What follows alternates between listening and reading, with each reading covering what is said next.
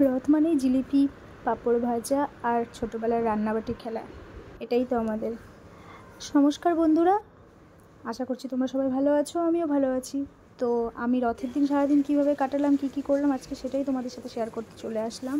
এদিকে দেখো সকালবেলা ঘুম থেকে উঠে যাওয়ার পরে আমি মেয়েকে ব্রাশ করতে দিয়েছি, আমিও ব্রাশ করে নিচ্ছিলাম। এদিকে বাইরে প্রচণ্ড বৃষ্টি হচ্ছিল, মানে ভাবতেই পারিনি দিনটা যে ভালো যাবে। তারপরে এদিকে মেয়েকে আমি দুধ দিয়েছিলাম খাওয়ার জন্য, কিন্তু দুধটা গরম দেখে ও বলছে না ঠান্ডা করে দাও। তো পরে আমি আবার সেটাকে ঠান্ডা করে দিলাম। এদিকে আমি সব ঝাড়ু টাড়ু দিয়ে মুছে ফেলছিলাম ঘরটরগুলো, আর মেয়েকে একটু কার্টুন চালিয়ে দিয়েছিলাম, ও এগুলোই দেখতে থাকে সারাদিন। আর হ্যাঁ, ও এখন 2.5+ ওর বয়স হয়ে গেছে, কিন্তু এখনও ও বোতলেই দুধ খাবে। আর যতটুকু মানে 2 মাস বয়সে যতটুকু কোয়ান্টিটির দুধটা ও খেত, এখন ও ওই কোয়ান্টিটির দুধটা খায়। আর কী বলবো, এদিকে চা বানিয়ে নিলাম, পরে স্নান দান করে সব ড্রেস বের করে নিচ্ছিলাম। তো আজকে আমি এক জায়গায় গিয়েছিলাম, অন্নপ্রাশন বাড়িতে।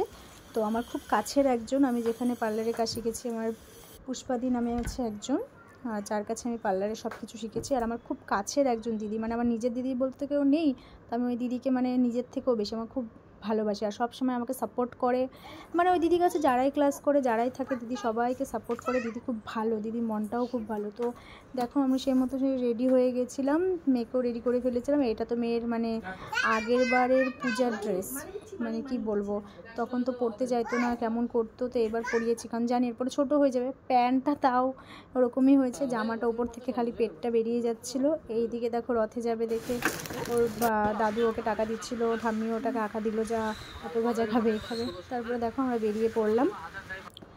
তো যেতে যেতে আমরা চলে আসলাম সেইখানে যেখানে আমাদের অন্নপ্রাশন, আমার দিদির বাড়িতে।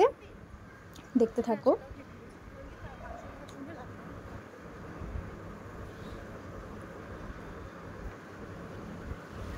মেয়েকে নিয়ে আসার কথা ছিল না, তো আমি ভাবলাম নিয়ে যাই, ওখানে একটা ছোট্ট ভাই আছে, ও খুব মজা পাবে, খুশি হবে। তো এই দেখো তারপরে আমরা চলে এসেছি। এই যে আমাদের ফুচকা বেদান্ত, কেক কাটিং চলছে। এই যে আমাদের দিদি পেছনে, যাই হোক আমি অত ক্লিপ করতে পারিনি। এই যে আমাদের বেদান্ত। তো তারপরে দেখো, তারপরে তো বেদান্ত ঘুমিয়ে পড়েছিল, আর ওকে পাওয়া যায়নি, খুব কান্নাকাটি করছিল, কারণ সকাল থেকে অনেক কিছুই ওর উপরে হয়েছে। অন্নপ্রাশনের দিন বুঝতেই পারো কী সব হয় একটা বাচ্চার ওপরে।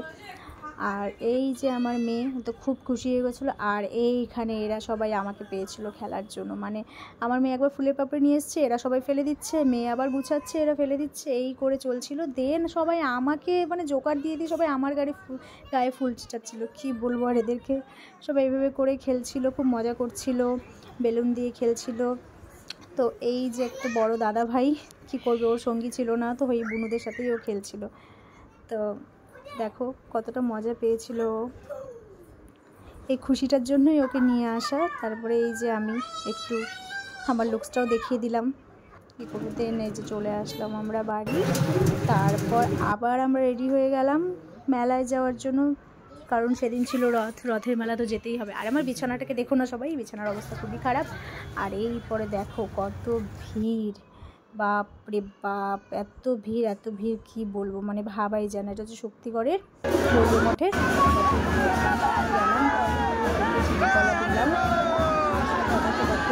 প্রচণ্ড ভিড় ছিল।